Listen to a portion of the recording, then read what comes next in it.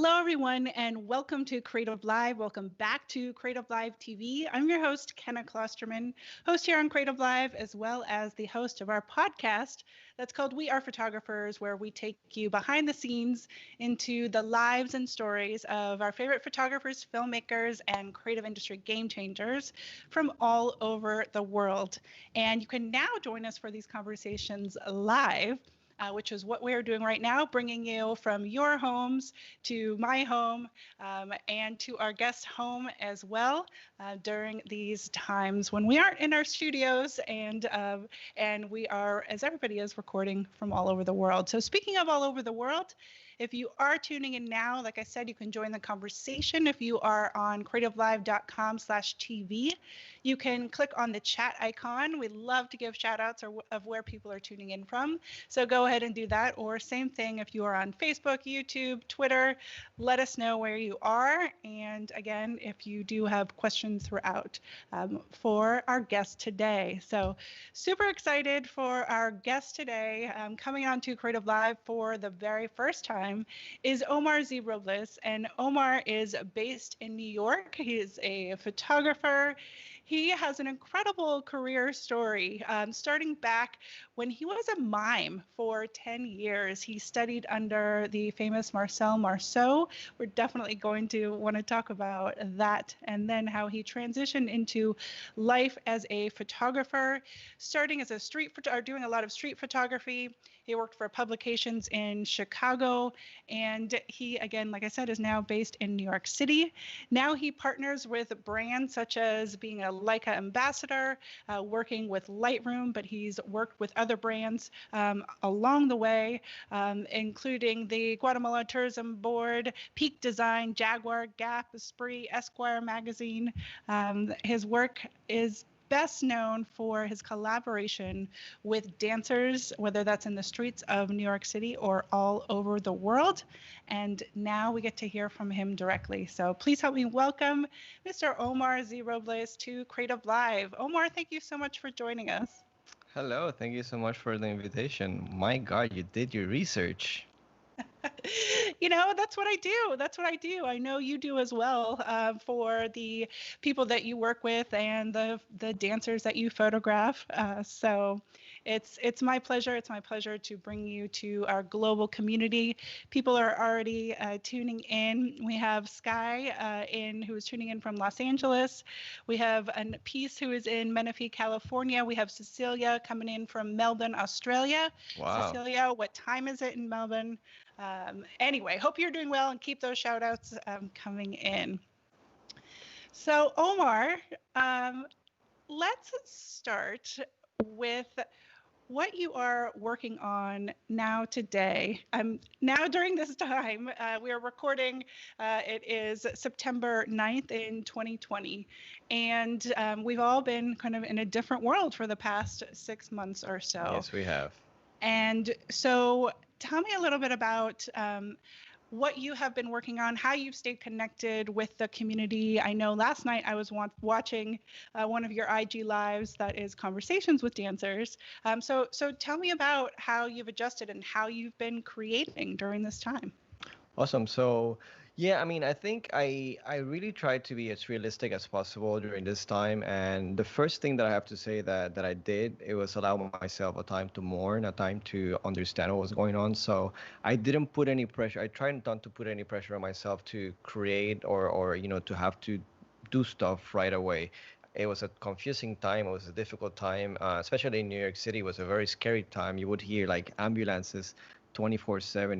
It was crazy. So I think I first allowed myself that moment of like grief and anxiousness, but I allowed it because I knew that it had to be there. I knew that I had to go through that.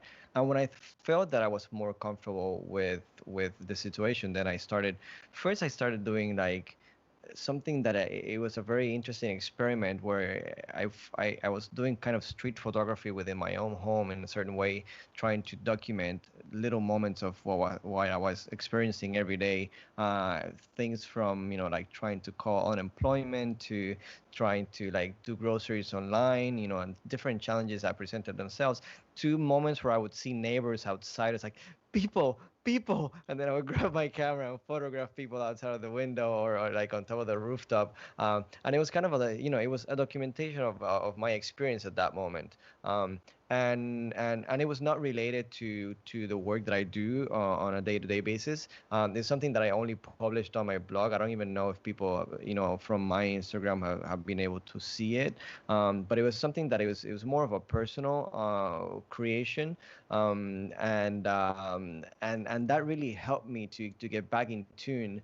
And at a certain point, I didn't want to go out to the streets in New York City. You were allowed to go. There was no actual legal restrictions to go outside or outdoors, but I thought it was just not the time to be photographing outdoors for several reasons. First one, I wasn't really willing to take public transportation. I still am not. And I wasn't going to ask other people to, join me in my neighborhood for my selfish reasons, and have them expose themselves. So I understood that it was a time to try to find other creative outlets. And what I did at some point, I believe it was around April or so, I started working on a series of Instagram lives called Conversations with Dancers. And it was a moment for me, it was actually very gratifying, and it's been extremely gratifying to this date, because it's helped me on a personal level understand very in a deeper level the connection that I have with the dancers that I work with, that are just not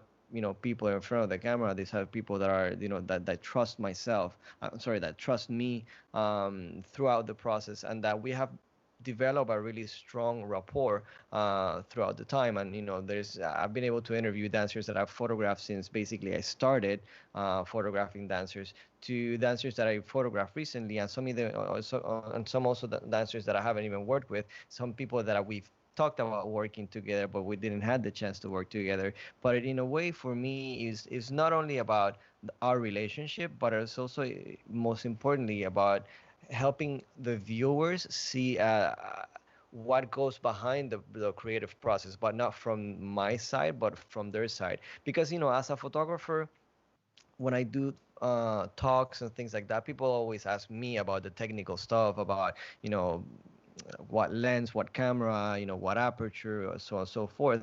But people never ask the dancers, like, what's your perspective? What are you feeling? What's your goal? Or outtake out of what you're doing. So really, in a way, it was a way to show the people, to show the audience, and allow them to get closer to the dancers as opposed to get closer to me as a photographer. And then, basically throughout most of the lives, what we're doing is talking about the works that we have done together. We see some of the images that we have created together, and we talk about them. And then at some point, I kind of flip the tables around, and then have the dancers ask me questions. And I also thought at some point that was an interesting thing to bring on, because also, maybe they have questions for me. The way I try to set up the sessions to this day is that I try to be as and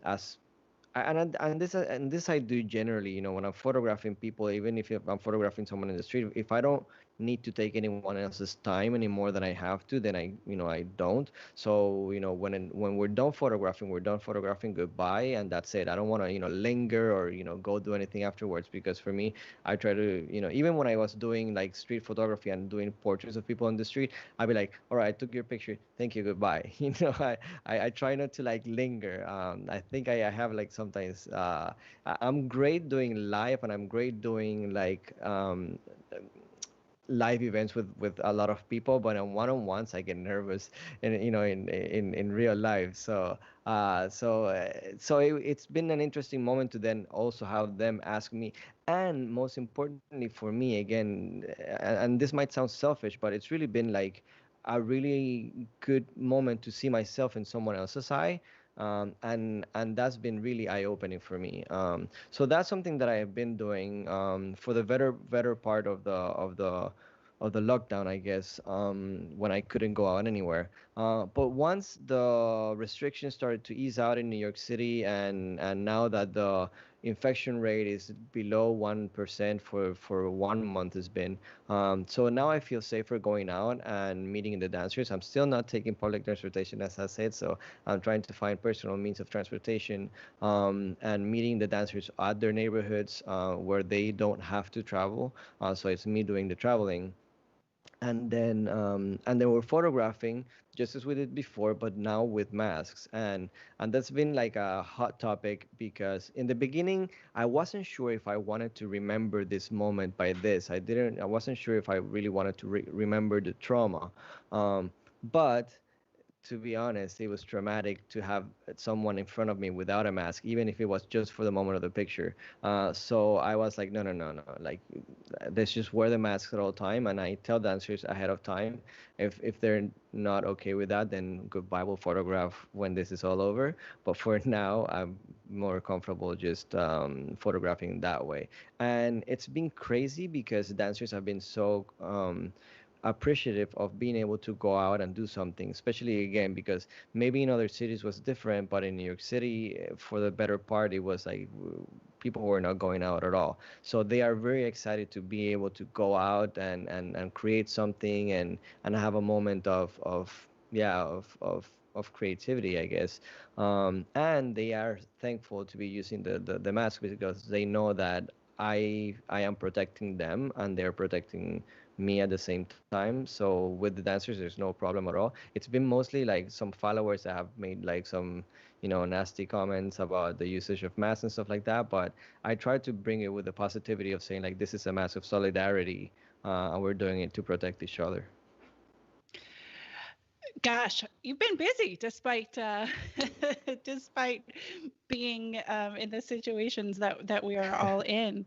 Yeah. And I think it's been wonderful to see how what people have done to keep creative, and whether it's starting to do street photography inside of the unemployment applications or whatever it is. You it's one thing when it was just like a moment in time, and we still don't know how long, but it's like the more it's interesting that you talk about the not wanting because of it's traumatic, but now it's like this is our life.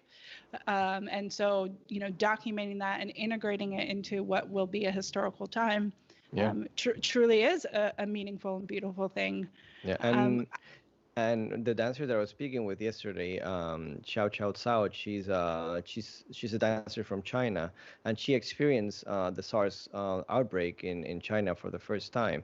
And one of the things that she actually brought up that I kind of had thought of it, but she really made me see it more, is that it is important to record this time the way we're experiencing it. So it is also wearing the masks in the photographs.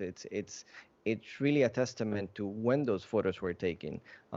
So if I see those photos 10, 20 years from now, I'm gonna know exactly what moment in history those photos were taking, as opposed to just a random photo of a dancer in the street. Yes, and everybody else will as well. I'm curious. I love that you're having the dancers ask you questions at the end, and I'm curious if there's been a surprising question that you can recall now that you didn't expect and made you actually learn something more about yourself. There definitely has been, but to be honest, I don't recall exactly the particular question that might have been, but there has been there has been definitely a few people that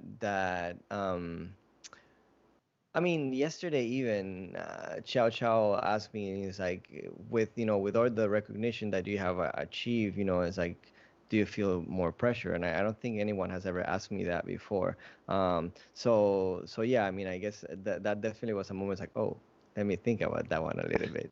Uh, but yeah, there's definitely been a lot of very insightful questions that people have asked me that again it brings it back home, and it makes me feel super connected to the people that I'm working with. How important is the community that you've built around you, that has you have, like we mentioned, 300,000 followers on Instagram, and just I feel like if you think about dancers and photography, people think about your work. And so how has community and played a role? Have you seen a shift in the way that people interact with and photograph dancers? Well, that's a really interesting question. On a more personal level, I think community, the social media communities have become like instant focus groups, really, in a certain way, where you test things out and you know exactly right away what the reaction is going to be. That's as Mr. Monk used to say, a gift and a curse. I don't know if you remember that series, but that's a gift and a curse, where because yes, it allows you to then have a yay or a nay to something that you're experiencing or experimenting with, and then if it's a yay, then you go on that route. If it's a nay, then you try something else.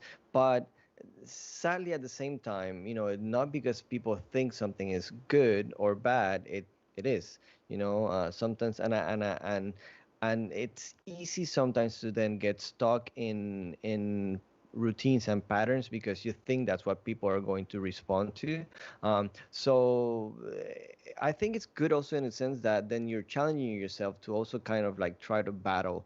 I mean, at least if you're trying to be artistic, then you try to find a way to battle and combat that complacency is the word. I don't know if that's the right word.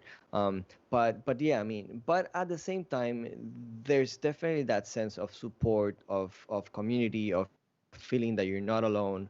And I think that definitely is something that as artists it's very valuable, that I think it was harder to have before, and now it's there, it's accessible to everyone.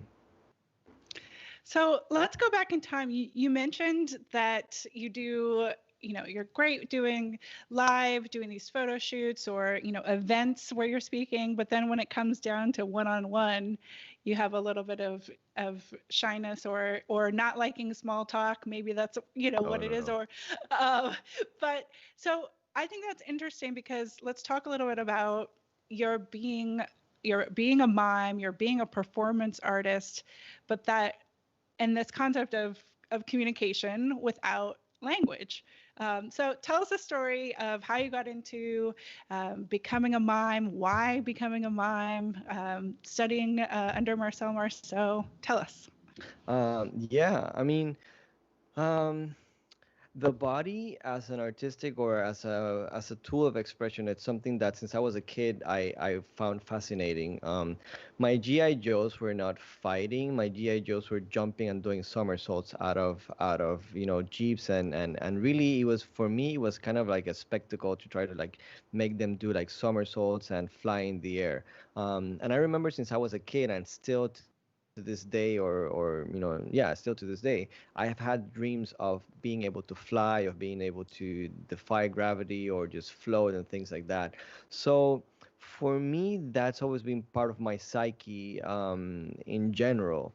So I started as a gymnast. I started, a little late in life, but I started doing gymnastics when I was back in Puerto Rico, and then also something that for me was storytelling and capturing people's attention was also something that was like fascinating for me. So when I was a kid, I used to learn jokes, and not one joke, but I had like a library of jokes that I would do. And whenever I could gather people around me, I would tell those jokes. Or if it wasn't jokes, it was magic tricks, and I learned a bunch of magic tricks. And I bought like the little box sets of magic tricks. And I really loved that. I loved that aspect of fantasy and entertaining people, and capturing people's fascination for a little bit. So I guess at a certain point, I discovered mime. I think through my uncle, who was an educator, and he talked to me about Marcel Marceau and other mimes, and I started looking into it, and I really discovered that that was kind of the best of both worlds, where I had the physicality of what I did with gymnastics, but the magic that I had, with creating something that was not there necessarily, and really engaging that aspect of imagination. And that's really when I started doing mime. I think I started.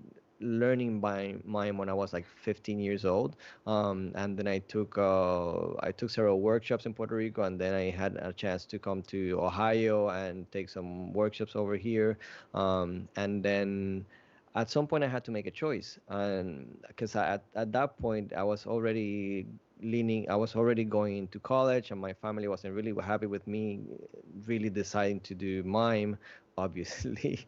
I guess. I mean, not obviously. Obviously, there's people that have that support, but I didn't really have that support at that moment. So I went through the path of least resistance. That I had good grades in math and science. So I started as an engineer major, and I was miserable for like a year and a half, going every day to school and like literally thinking about mime pieces that I was going to do when I got out of there. So after a year and a half, I decided I'm not gonna fight this anymore and tried to find like a middle ground. And I started doing graphic design in college, but that wasn't it either. I liked the aspect of creation and I liked the aspect of working with computers, but I hated the aspect of dealing with clients and such. So, and I still was dreaming about, about mime and performance. So one day I said, enough is enough. If my family doesn't support me, I mean, I'm gonna have to do this by myself. And I did, and I came to New York, took some mime classes here, and then I auditioned to. I went to. I applied to audition to the mime school in Paris with Marcel Marceau. I was accepted, and I went there. I auditioned. I was accepted, and yeah, and I studied and I started performing, and I did it for about 10 years or so before I started engaging in photography, and then life took different turns. So I haven't met many people who have worked. I would say I haven't met any people that have worked for 10 years professionally as a mime. Can you tell us a story about? So what I just thought about was, as photographers, especially, we're looking for subjects, and we're interacting with subjects if we're photographing people, that is. And a lot of times photographers will say, well, I don't like to be on the other side of the camera. But like, you spent 10 years as a performer being that person that maybe, I'm sure people were photographing you, but maybe, that wasn't the purpose. But what can you take us to a scene of what it was? Did you perform in the streets, on the stages? Like, can you describe a scene of like being embodied in this role of performing, and I don't know, what that feels like to you? Yeah. Um, I used to perform mainly on stage. The tradition in Europe, as opposed to here, is you see more mime in theater than you see it in the streets. Here, it's become more of a street art to a certain extent. But you see mime here in many different places. If you go to Cirque du Soleil, there's mime there. If you go to even see the ballet and the opera, there's mime there for sure. But it's rarely that you see a mime show specifically in the States, except for New York City maybe. In other towns you see it, but it's not something as big as when you would see Marceau perform, which was like a huge thing, and he would fill out like huge theaters. Um, but for me, it was that experience in the theater that I liked the most. In the street, you never know what you're gonna find in the street, so it's always kind of scary. But in the theater, for me, it was when the lights go down, the curtain goes up, and then you just have like that spotlight on you, and you feel the audience breathing with you. And the peculiarity of mime is because there's no text involved. Sometimes there's music, sometimes there's not, but you can really feel the audience. And like I haven't really felt any other art form that you feel the audience right there with you, and it's not one person, it's hundreds of people in front of you, and you kind of feel them breathing and you feel them reacting to you. And if they're not into what you're doing, you feel it, and it feels very scary. But if they're into it, then you feel it, and it feels like being lifted up by like 1,000 people at the same time. So that is a feeling that I have never felt before ever. And I don't think photography or any other art form really gives you that specific feeling. Um, in terms of what you were saying of being in front of the camera, it's funny because I love to be in front of the camera at that time, and still today. But when I would do it back then, I was a character or someone else. So still to this day, when a camera is in front of me, I don't know how to act as myself. I can definitely act and clown and do, and jerk around and do, funny faces and things like that. Um, but it's a very different feeling, and I think it's very interesting and for me gratifying to be able to put on that mask, to put on that character and become someone else. That is something that I think models can do maybe, but photographers or other people that don't really understand that psychology of becoming something else or someone else for that particular moment in time, it's very difficult. So even for me, if you're asking to take a picture of me, it's like that's difficult. But if I become a character, I can do I can do wonders. So it's funny because whenever like we're in social gatherings or something like that, and people ask to take a picture of me and my wife, I always make a face, and she's like, don't do that. So I cannot not do it. It's the only way I know how to be in front of a camera. I was just thinking, okay, what's your face? What's your I'm taking a picture I always face? like open my eyes, like do something like that. Like what But are you have you doing? you have beautiful teeth. Thank you. There's so much psychology in everything you just talked about, but and first of all, you really took me there in terms of what an incredible feeling that must have been Yeah. performing. And like you said, there's especially if there's no like nothing accompanying that, but just this connection between you and the audience and them actually feeling that whatever you said about feeling them breathing is just wow. Yeah. So I would love to kind of talk about that transition to how that when you're you have this performance background, so you have a dance background. Did you do ballet as well? And then like how did this transition to working with to dancers being what you wanted to work with? So ballet was part of the training I did as part of the school, in the school with Marcel Marceau. But again, as I was saying before, gymnastics was part. So the gymnastics, ballet, and there's a lot of similarities. But ballet has a very specific language. So because I had that language, that knowledge of that language, I was able to transpose it or translate it into what I'm doing today very well. And the transition really came to try to make the story as short as possible. Is that when I was doing street photography, especially in New York City, I loved it, but I noticed that there were some patterns that I wasn't really liking about just people doing the same things every day. Um, and I felt like there needed to be a rupture. And I remembered when I was living in Chicago, I was photographing parkour.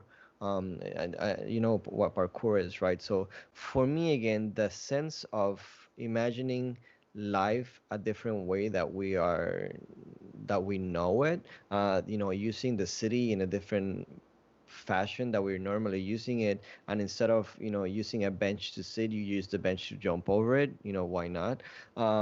So it was really that sense of trying to change perspective of what I was seeing. So this series started actually as a self-portrait series where I would just place the camera and start doing stylized poses and jumps that would take me back to my performance days. And I was really trying to perform for the camera and really capture that sense of lightness or lack of gravity, and really imagine the city and life in a very different light that we normally do. And that's really how that series started. At a certain point, it was just difficult to be both in front of the camera and behind the camera. So I turned to the people that I knew that could jump even better and more beautifully than I could, and that's when I turned to dancers. So I found this. I was following this woman on Instagram, and she was doing something a little bit similar but different, and we met, and it turned out that she was a dancer. So I already had that connection, that knowledge of like the performance arts world, and we started communicating in that language. I was like, ha, there's something here, like being able to really communicate with a person in this language language and create something very specific and very tailored. And that's when I started working with her several times. And then, she introduced me to her friends, and her friends introduced me to their friends. And it kind of snowballed to a point that I was having a lot of fun doing it. But because my audience back then was really divided into like street photography and what I was doing then, it got to a point where I was like, I don't know where I want to pursue this fully. And that's when I got contacted by Mashable and by Instagram and by other outlets, and they really were picking into this kind of work. So I was like, all right, so I guess there is something there that people do want to explore, and that's when basically I started shifting all my work into that outlet. How did I want to going back to the emotion um, between you as the photographer and the dancer, like you said, performing on stage with you in the audience. There's this energy going back and forth. I've heard you talk about that you don't have necessarily preconceived notions of what you will shoot, other than you're going to a particular location with a particular dancer, and then the story unfolds. Can you talk a little bit more about that? Yeah, I mean, when you study theater and you study improv theater, there's that element of always saying yes, of always being ready for whatever comes and just saying yes. And that's kind of like my mentality that I bring whenever I do sessions and photography with the dancers.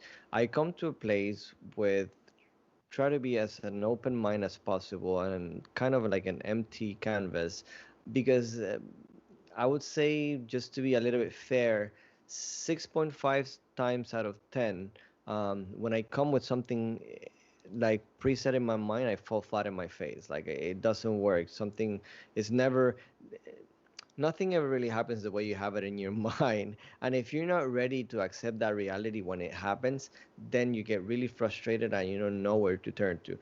Obviously, when you're doing commercial sessions and you're doing commercial work, you need to be prepared and you need to have a game plan, and that's completely understandable. But then you over prepare. At that point, you really, really have to have like, you need to have like literally a production plan, and have a storyboard and have everything, so that you actually kind of do a pre-shoot before the shoot, so that everything turns out the way you're expecting it to.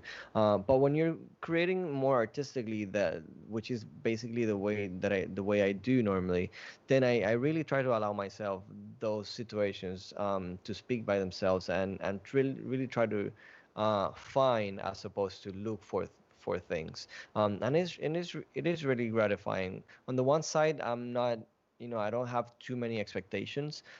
So when great things happen, it's even better, because I wasn't really expecting it, and that's just, it feels better.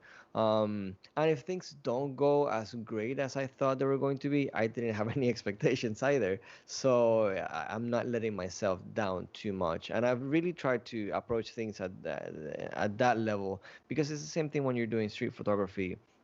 You're going out, and if you go out with like a hunt mentality and you have to take pictures and you have to do this and that, then you come back home and usually you're disappointed at yourself, because you realize that what you had in your head is not really what happened. But again, when you go out, not expecting a whole lot, and then you capture something beautiful, then you're like, oh wow, that definitely, I don't know, it makes your day. I think it's so beautifully put, because I mean, isn't that, I forget what the exact words are, but something about the definition of happiness or joy being reality, expectations minus reality, or whatever No. it is. But Yeah. but it's not just a lesson for going out and photographing, but truly a life lesson, Yeah, I'm because not a 5-year person at all. except when you're shooting for clients. Except Uh, when you're doing that. But other than that, people ask me like, what are you going to do in 5 years? I don't know. Be alive, I hope. let's hope. Let's hope. Looking back, though, is there a story that you can share that maybe was sort of like a pivotal shift in your life, where you did have certain expectations and things didn't go as you thought, but you were able to like make a shift that turned out to be more than you could have expected? Um,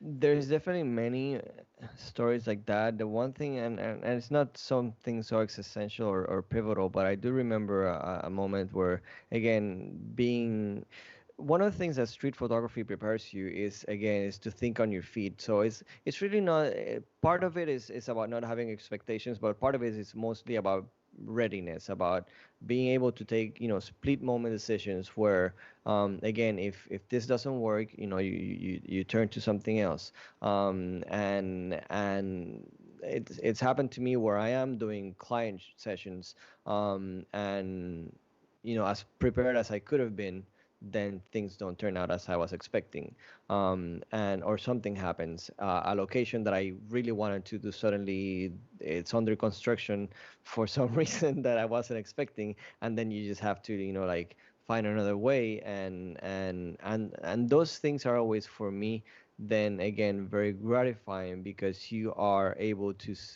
to see a problem and then solve it. And I think, often in times those are the moments that you're like, whew, and you realize that, it's funny, because I always, my wife tells me, it's like every time I come out from a shoot, I come back from a session, I'm like, she's like, how did you do? I'm like, I don't know. I'm not sure. And she's like, oh, you always say the same thing. And then I look at the photos in the computer, I'm like, huh, looks like I knew what I was doing. Uh, so yeah, definitely those moments where you were able to rely on experience and your own knowledge to turn a situation around. And I remember with a session where I was at that photo shoot that I did for Jaguar. There was a moment where I had a location that I like really wanted to do a picture there, and they really wanted that picture.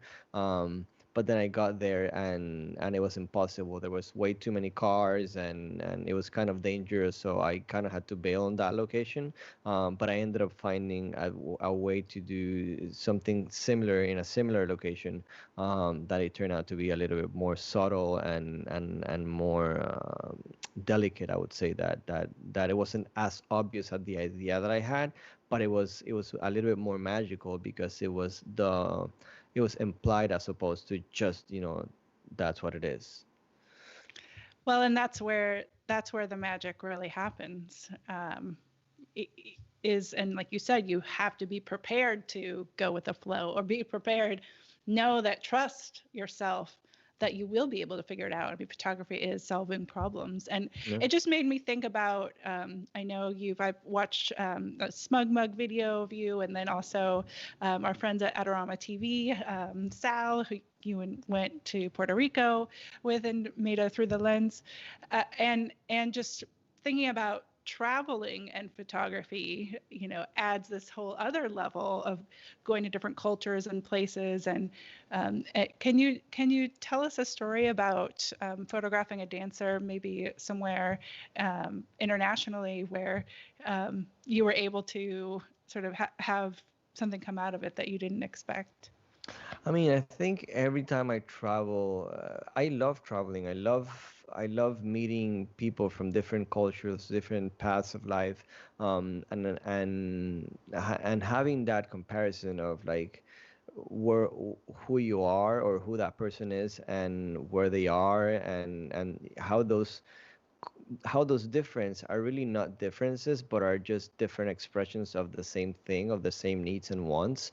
And that's why, for example, I love language. I love trying to learn languages, and whenever I travel, I try to teach myself some words in the local language, because again, one of the things that I've realized through life is that language is nothing, again, but an expression of the same needs and wants that we all have. So we all want to eat, we all want to sleep, we all want to have food, we all want to have fun, we all cry, we all laugh. So it's really ways to express that in different, in a different form. So finding that connection when I travel, it's really what's magical for me.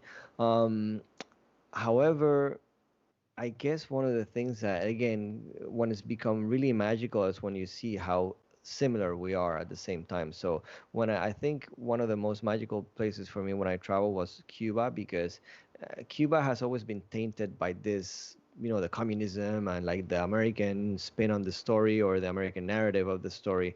And as a Puerto Rican, Cuba always felt like a sister island, but I was never able to be there. And again, because of that American narrative of like they're the bad people, and so on and so forth. So I decided to go there. I had a chance to go there thanks to a professor in Columbia University, that she had a grant, and she was doing a study with some students, and she brought me in as part of the experience, and seeing how similar they were. And I think culturally, one of the biggest things that I learned from Cuba is that you don't need to have a lot to be happy to a certain extent. And I know that sounds vague, and probably, I don't even find the right word to say, but cliche. Um, but I just found that, and I know that obviously for us that we have everything, then we go there and we see that they're so happy, quote unquote. It's not that they're happy; it's just that that's what they have, and that's what they deal with. But but being able to see, how much of life you can strip away, especially because we have so many things in our society, so many things that you realize, like, we could do so much more with so little. And again, it's not, I'm not fantasizing and saying that they are the happiest people in the world because they don't have certain things, but I'm saying that we take for granted what we have. And they, talking to the Cuban people there, they told me, it's like, the thing is that we know that things are going to go to shit anyway, anytime. So we have learned to just cope with it, and you just move along. And that was definitely a life lesson for me. So, Omar, you don't know this, but I lead tours to Cuba, or I used to when we could travel.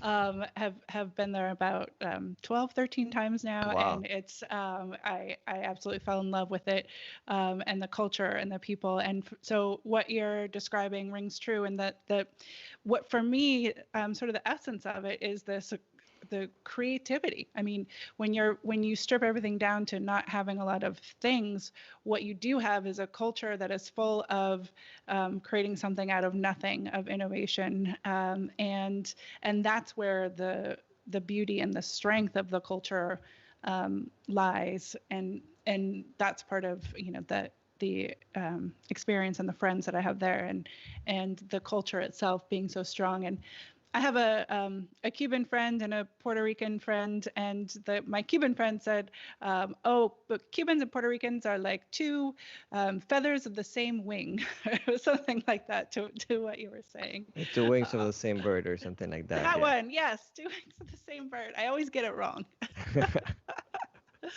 um, how is it different going to Cuba to go photograph, and then in your Through the Lens episode on Adorama TV, you went back to Puerto Rico, and photographed dancers there. What was how old were you when you stopped living in Puerto Rico full time, and like what did that mean for you to make that film there? Yeah, I mean, I've been out of Puerto Rico in two occasions, but I guess the first one was when I turned 22. That's when I went to France to study. But then I lived 4 years abroad, and then I came back, and then I left again, I think, when I was maybe 30 or 27, something like that. I don't remember exactly. Something around that, like 30 or 27. I don't remember exactly. Near my 30s. And It's interesting, and that's like a very long question, I guess, to answer. But to try to make it short, again, you take for granted a lot of things of your culture when you're part of it, and then when you leave your culture, you realize those things that you actually appreciate. And I think the longer I've lived in the States, I think I remember when I was younger, I would come to the States, and I would hear people speaking in Spanish, and I would be offended. It's like, how dare you speak Spanish in the United States of America? I was trying to be and make an effort to be part of the culture, which is fine, and it's to a certain extent, valid to try to assimilate wherever you're living. But at the same time, but now after so many years of living here, and you really feel the rejection, you really feel the discrimination, you feel, certain things, then now I hear Spanish and I run towards it, where they're speaking Spanish, and I try to like make a connection. And I think that's definitely something that, especially at the moment where I went to Puerto Rico to do the Through the Lens, it was a moment that I really have found a lot of even more identity as a Puerto Rican, because it was right after, not right after, but months after the Hurricane Maria have struck the island. And that's really a moment, how they say you don't really know what you have until you lost it. And that was really a moment that for me, I felt like Puerto Rico is a damn special place, and we're losing it to so many things, to political situations, economical situations, and now like the hurricane, and to see my sisters, my brothers, my friends suffering in the way they suffer at that moment, and not being able to be there, not being able to be part of that or do anything about it, that really brought something hard and like really strong for me. So when I went back to do that through the lens episode, it was really about trying to give back in a certain, one way or another.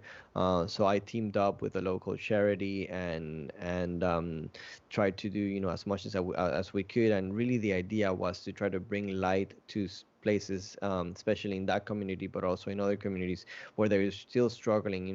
Back then it was 6 months after the hurricane, so whether like even 6 months after the hurricane, they were still struggling to survive, or to just strive in everyday life. And that lasted longer. There's people even today, like, I don't know, 3 years now after the hurricanes, that are still living under like blue tarps and so on and so forth.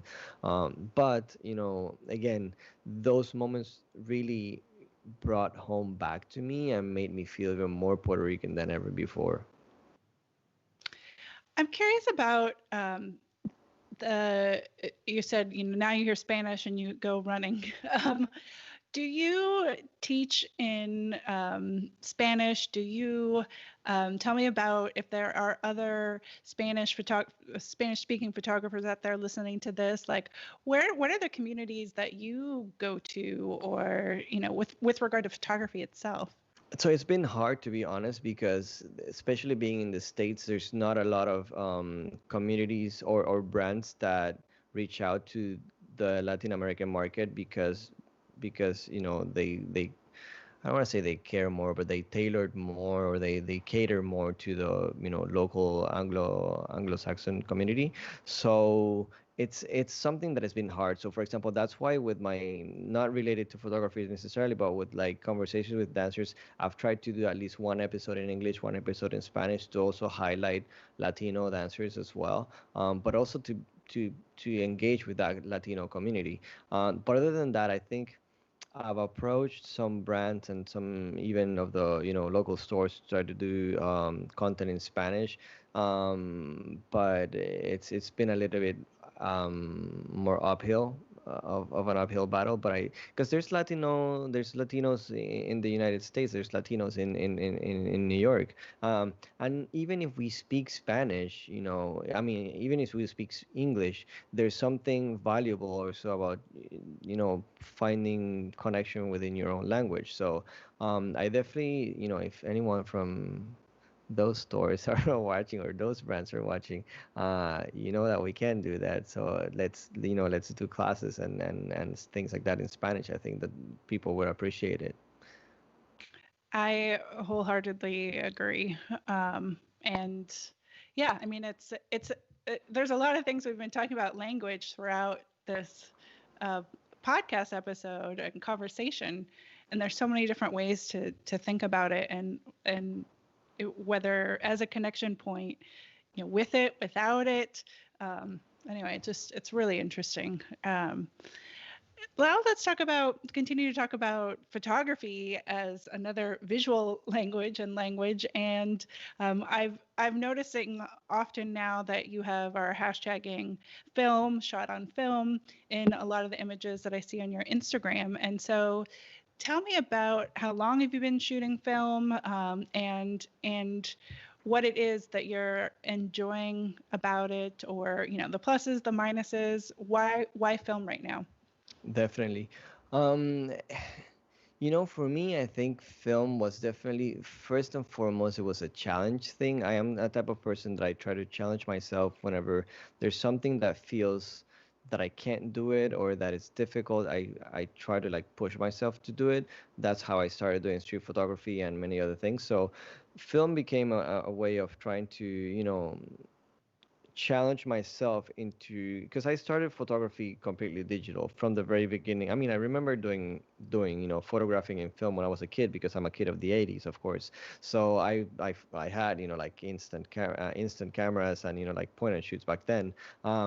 But as a professional, then to really be able to do things in camera, something that I try to though always do in digital, but I was like, all right, let's talk the talk and walk the walk and see if you can really really really do things in camera and rely less on the post editing.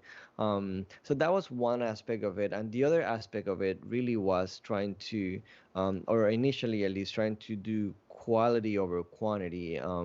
You see a lot of people now on social media trying to do like challenges. It's like how many things you can do in 10 minutes or how many things you can do in this time, and it's really like about quantity and like pushing the envelope and all the show. But we are really, really, really lacking in and forgetting in general because of the social media machine, the quality of the work, and we are really leaving aside to do good things just for the sake of doing things in general.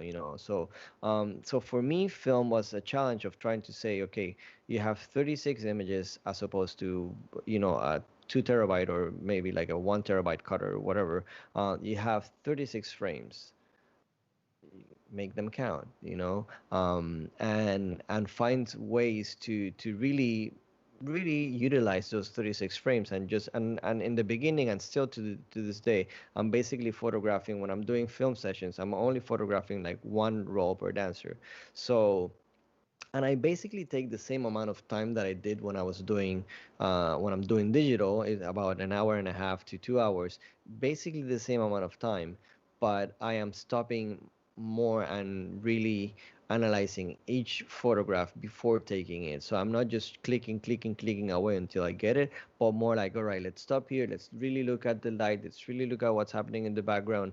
Let's rehearse the photograph before we actually take it, so to make sure that the dancer is comfortable with what they're doing, that they find their place, that we find like really the attitude that we're looking for, and then I photograph it. And in a certain way, I feel that I waste less time, and also it's become much more stress free, because I would have thought that not being able to see the photograph would make me more stressful, but actually not seeing it makes me have to rely on and trust myself and be like, I'm pretty sure I got it. So let's move on, because I can't waste 36 frames on this. Like we have to move on. And also it's interesting, like when I was photographing more digital, for example, I realized that I would come home and I would stick to one location, for example, because I was trying to get this one post, for example, and I wouldn't leave it until I was, certain 100% that I got it. Um, and then I will come home. It's like, shit, I have like one location. I have like everything I did in one certain, one specific spot. Not exactly, but you know what I mean. It was like I had too many shots in the same place. And then now I'm like, because I'm not stopping that much, I'm just moving along, then I have like a broader variety when I come home. So that's definitely something that I have appreciated. So for me, really, it's when I'm doing film, it's really about, again, it's about trying to reach quality over quantity, and having a more intentional experience than rather just getting whatever I can get. It's a really beautiful way to think about it and approach it, because it is that when you are able to look at the back of your camera and yeah, that whole anxiety of did I get it? Did I get it? When do I stop?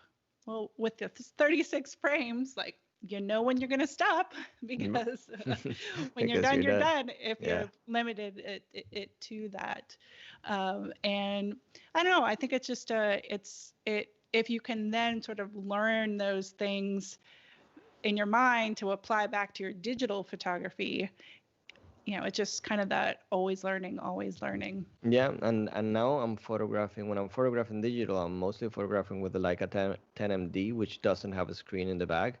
So, I'm kind of really applying those same terms because I cannot see. I mean, I can technically see if I connect to the phone, which I cheat sometimes, and I do when I want to make sure that I got the jump, for example.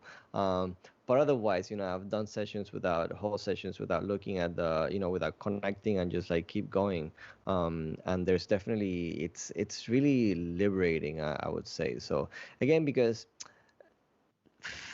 digital photography has tied us to perfection to an impossible extent or to an impossible goal that or goalpost that we're never going to really reach because it's all in our heads. And that's why also one of the reasons why really like film is because it's not about how many megapixels, it's not about the latest and greatest gear. It's about you on the photograph, and the gear it's a tool, but you cannot rely on megapixels to crop afterwards or things like that. And also nobody's making film cameras right now, so you're not trying to get the latest camera. You're just trying to get the best camera that you can get at the moment and do your best work.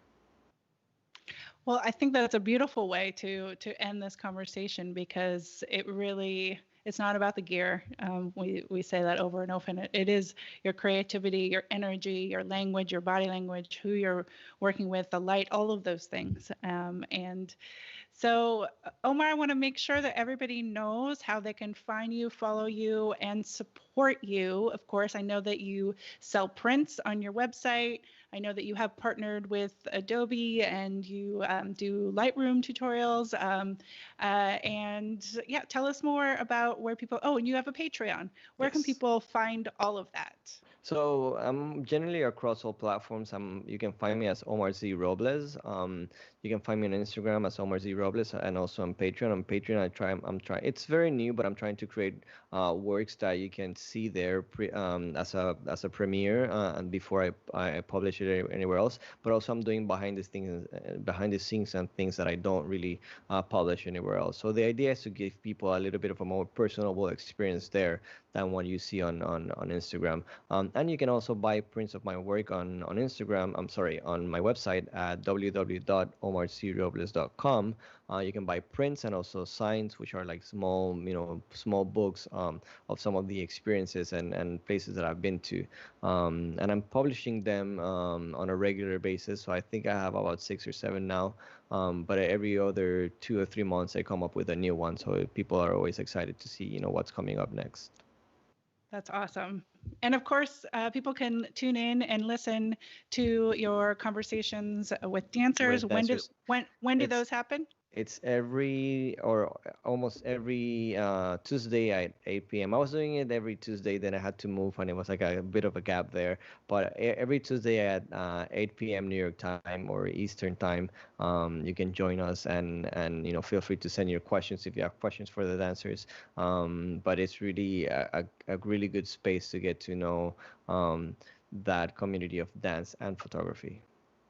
And especially, like you said, if you're somebody that's interested in photographing dancers, to hear their perspectives and what it is to work with you, going in depth behind the scenes, looking at the images, talking about them together. I mean, what a beautiful way to learn about photographing dancers. So Thank you again so much, Omar. What a pleasure it has been.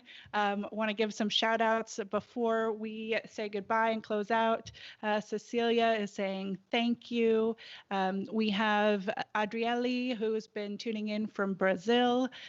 We have Renee in St. Paul, Minnesota. We have Luis from Guatemala. We have Bob in Kentucky, Julie in Devon, England. And they go on and on. Philly, Victoria, Canada, on and on and on. Wow. So thank you again, everybody, for tuning in, for saying hi. You can check out what is coming up next here on Creative Live TV by looking at the schedule if you're there at creativelive.com/TV. And you can find all of the 90 episodes of We Are Photographers on creativelive.com/podcast. Or you can subscribe anywhere it is that you do listen to your podcasts. Each of these video episodes then comes out as an audio version as well. So if you subscribe, then you will be the first to know what those new ones are. They come out every Tuesday morning, and this episode will be coming out in a few weeks from now. So thank you again, everyone. Thank you again to Omar Z Robles, and we will see you all next time. Thanks so much. Thank you.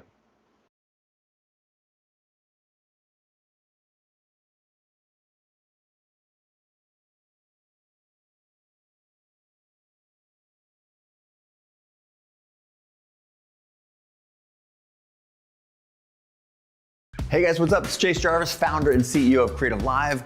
You all know that we have more than 2,000 classes and more than 10,000 hours of learning, inspirational, and motivational content on the platform. I'm super excited to announce a new experience on Creative Live. It's called Fast Class. You've told us that you're busy and sometimes it's hard to dive into a full class from start to finish. So essentially, we're now giving you a shortened highlight version of our top Creative Live classes. You can always dive into the full class with 5, 10, or 15 hours of great content. But now, if you're just looking to focus on a few of the highlights or want to be able to skip quickly to something that really interests you, you can now get a shortened fast class version of that class. We're also thinking this might be able to help you explore a new craft and save time while doing it. This is a great tool to curate your learning experience to help create the life that you seek. So you're probably thinking, great, how do I access this new experience on Creative Live? That's easy. All you have to do is be a subscriber to the Creator Pass, and then all this is yours.